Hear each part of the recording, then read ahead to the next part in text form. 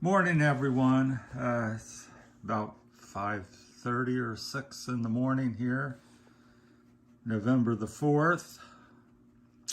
This is an update on my Salomon Speed Cross 6s, which are on the left there, the two blue pair. The one that's really bright blue is brand new, so to give you a comparison, I bought 3 pair of them, so I'd have extras.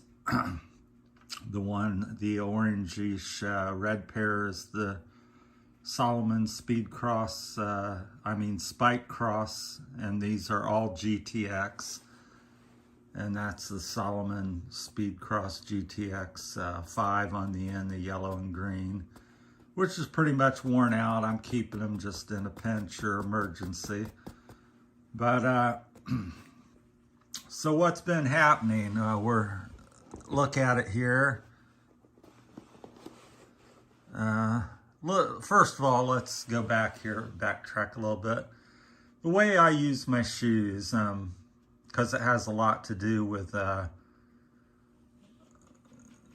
way they're working, and it might help you evaluate and stuff.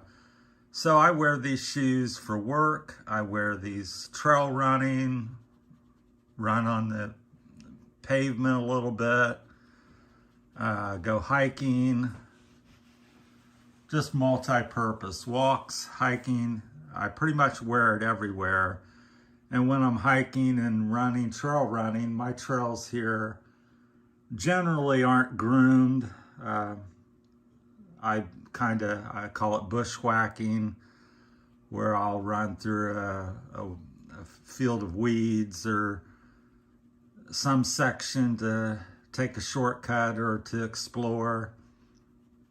So that's a little bit of how I use these shoes. So if you're just strictly trail running and you wear them for a 5-mile run, I'm wearing these 6, 8 hour, 10 hours a day.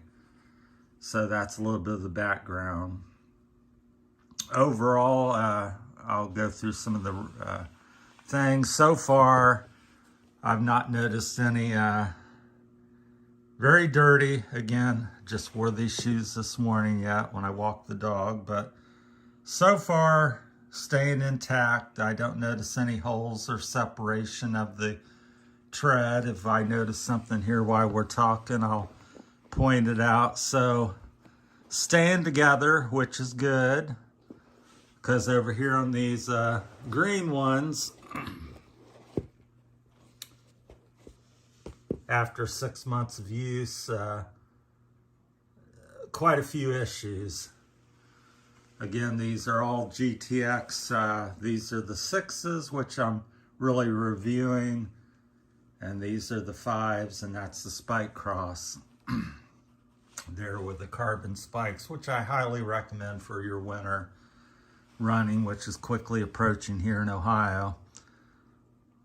So far the durability and staying together, I would give it a 8 or 9 out of 10. Waterproof, which is the main reason I buy these shoes, remains good, which they have been over the years. So again, 8 or 9 out of 10. Looks, like the looks of them. I kind of like to see them do the heel in a blue and black to blend with the shoe a little bit more. That big black end looks kind of funky, like a doorstop or something, but still a good looking shoe. That would make it better if they would do a little white or blue or something inlay in there or something just to break that black look up. So looks, again, 7, 8 out of 10.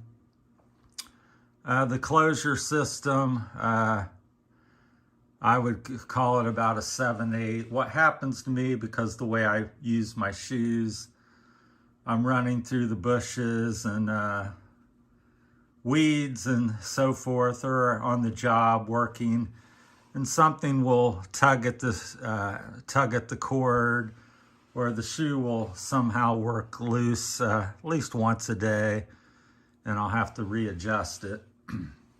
Where with the shock cord system, which I have on the Speed Cross 5s, once you get it dialed in, I never move that. And you just slip your shoe on and you go. So works, I really still like that overall, but this isn't bad. I would give that a 9, and I would give this about an 8, in my opinion. But that's some of the issues. It's, again, mainly how I'm using it. Now, my big pet peeve, or the problem I have had with the shoes of all the Speed Cross series, except for the Spike Cross, we'll get into that in a minute, is tread wear, or thread wear, however you want to call it. I'll call it tread wear. It's not thread, tread. So here's after, this is the 2-month review. I don't know if you can see it very well, but again, yeah, I should have probably started with that. I've had these shoes since about the 1st of September. It is now November 1st. I've got approximately 400 miles on them. And I've got about, I don't know if you can see that very well. The camera picks it up, pardon my hand shaking. But I'm down to maybe 10-15% less tread left. Here's a brand new one, for example, and you can see when they're new, the traction's outstanding, and very pleased with that. That's why I buy them. But 2 months later, 8 weeks later, about 400 miles, I'm starting to slip a lot, and up the ramp of the trailer, running through the woods, a lot, just getting slick and undependable. The traction's hit and miss depending on conditions. So I wish they would use a different compound or improve that. I just think for a $160 shoe, that's not really acceptable. And on this is where the Spike Cross really shines. In desperation, I couldn't get these for quite some time, several months. They were out of stock, so I took the spikes out of my old Spike Cross and ran them for about a year. And I would say the tread on them lasted twice as long as the 5s or the 6s. So here's a 6 after 6 months, and you can see it's pretty much nothing left up front. I tend to walk or run on the toe, front of my foot versus the back. Some people are heel draggers, but I guess apparently you can see that I walk on the front there. So that's my my one hang up.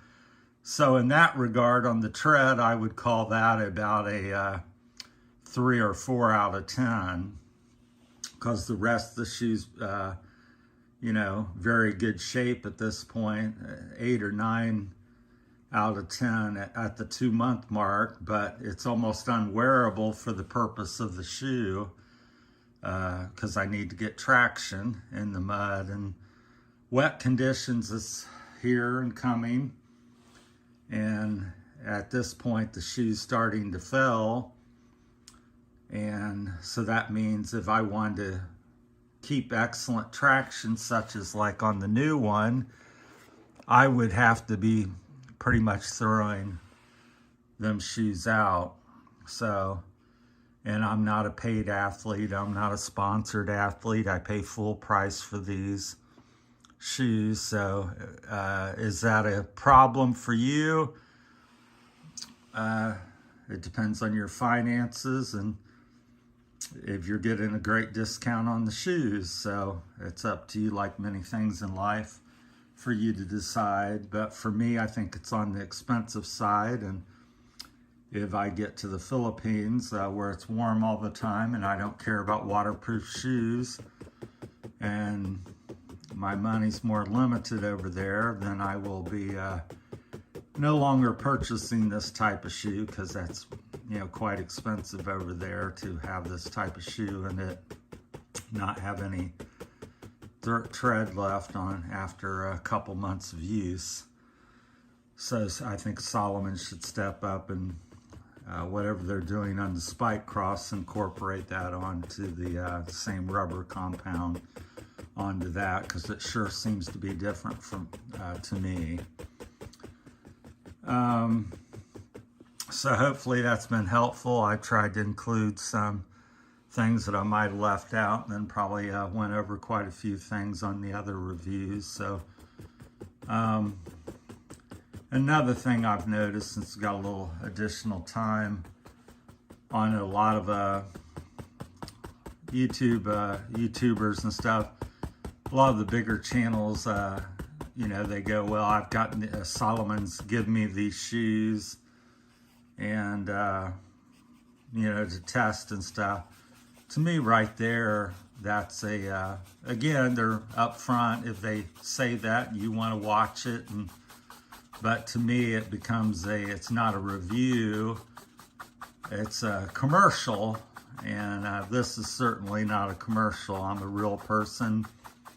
I'm sitting here with my video camera in my living room, making a video, giving you an honest opinion of what I like and don't like about the shoes. So overall, I think they're an excellent shoe. The one problem being the tread wears down excessively quick.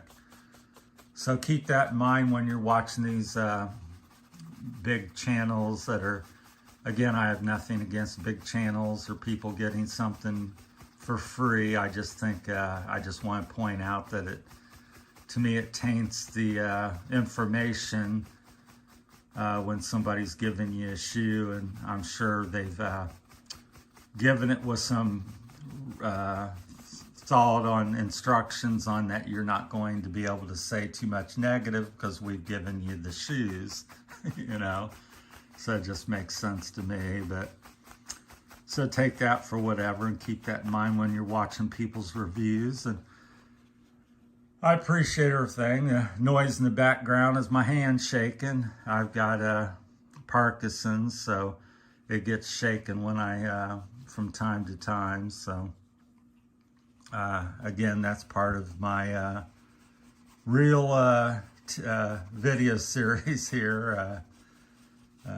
So anyhow, so hope everything's going well. Channel's doing well. Just give you a quick update. I think we're up to 89 subscribers. Appreciate all of you.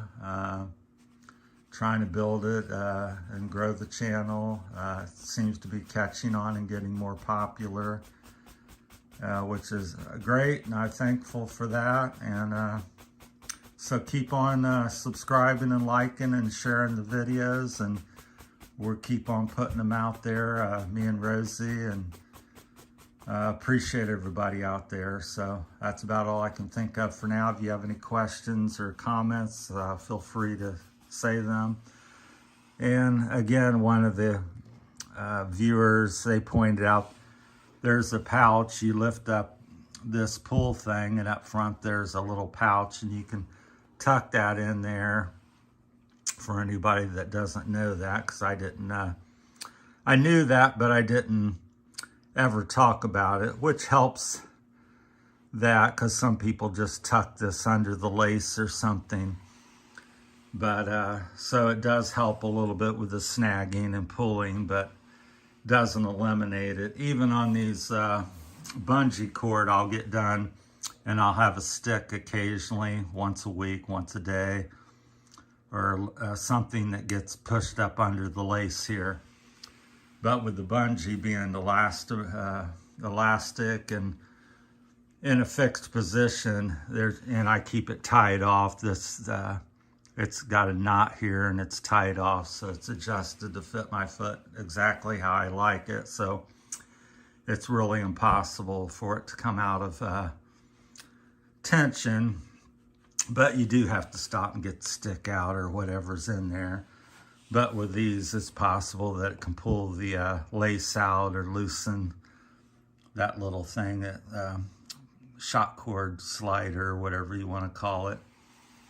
So that's sort of a little issue I have with it. But like I said, the number one thing is the shoe compound and stuff like that. So needs a little bit to work there, in my opinion. Let me know what you think, and appreciate your time. That's all I got for you. Appreciate everything. Take care. Talk to you later.